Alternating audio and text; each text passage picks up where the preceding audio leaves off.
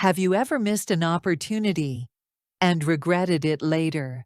What if every failure, every lost chance, was actually trying to teach you something? Today's story isn't just about learning English. It's about learning through life. A boy named Leo will show us how even mistakes can become the best teachers if we listen.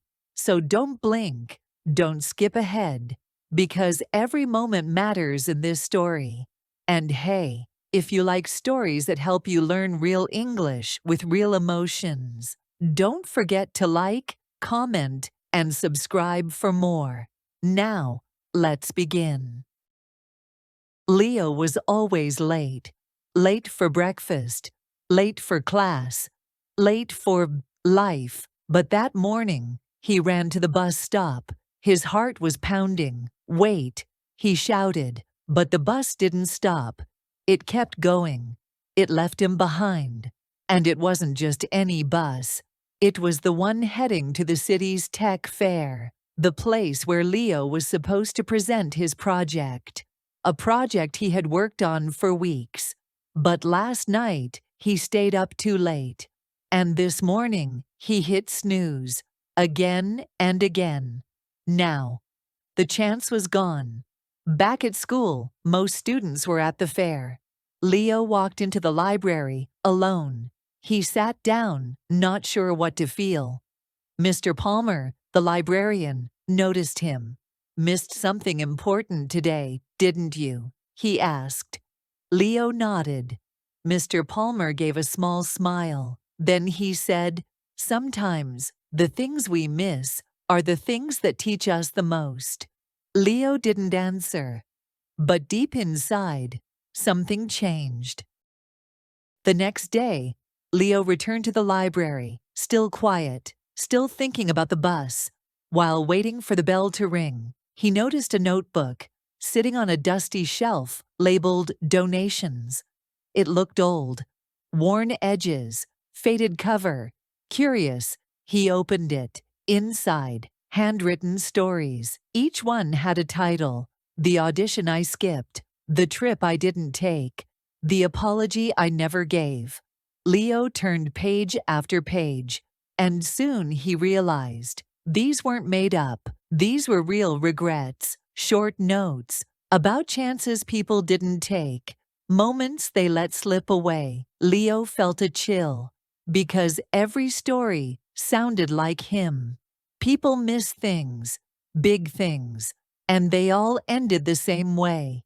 "I wish I had tried." He closed the notebook slowly, sat back in the chair, and whispered to himself, "Maybe it's not just me."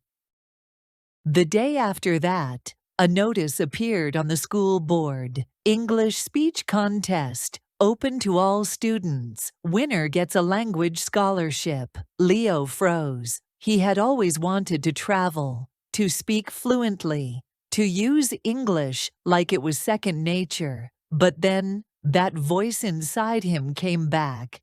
What if you forget the words? What if everyone laughs? What if you fail? He almost walked away, almost. But then, he remembered a story from the notebook. A girl wrote, "I never joined the dance team because I thought I wasn't good enough. Years later, I still wonder, what if?" Leo stood there, silent. Then he walked to the bathroom. He looked in the mirror, messy hair, nervous eyes. A kid who never tried. And he asked himself, softly, "Do I want to be like her?" The answer was no. So that afternoon, Leo signed up. Not because he was ready, but because he was done letting fear decide for him. The next few days were hard.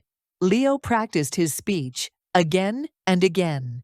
He stumbled, he forgot lines, he even laughed at himself once, out loud. But each mistake taught him something. He started slow. Then, word by word, he improved. His voice grew stronger, his hands shook less. And for the first time, he believed he could do it. Then, the big day came. Leo stood on stage, lights bright, eyes watching. He took a deep breath and spoke, not perfectly, but honestly, not with flawless grammar, but with real heart. When he finished, there's applause. He didn't win first place, but he didn't care, because in that moment, he had won something else. He wasn't afraid anymore. Later, in the hallway, Mr. Palmer found him. The librarian smiled and said, "Proud of you, Leo. See, missin' that bus might have brought you right here." Something changed in Leo after that. He kept thinking about the notebook, those pages filled with regrets, with chances never taken. So, he had an idea. He asked the school if he could start a club. They said yes. He called it Try Again. At first, only 2 students showed up, but they shared something honest, a failure, a fear, a story they had kept inside. And slowly, more came. 10 students, then 20. Even teachers stopped by, just to listen. Leo sat in the center of it all, not as the smartest, not as the most talented, but as someone who understood. He had missed the bus, he had failed, but he had learned. And now, he was helping others do the same. One afternoon, he looked around the room, everyone sharing, laughing, learning. And Leo thought, this is what winning really feels like. He smiled, and for the first time, he didn't feel late. He felt right on time. Moral of the story: every missed bus, every lost chance, every quiet "what if" can teach you something powerful. Don't be afraid to fail. Be afraid of not trying. Because sometimes, the moments that feel like the end are really just the beginning. So take the risk, speak up, show up, even if your hands shake, even if your voice cracks, even if you feel unready.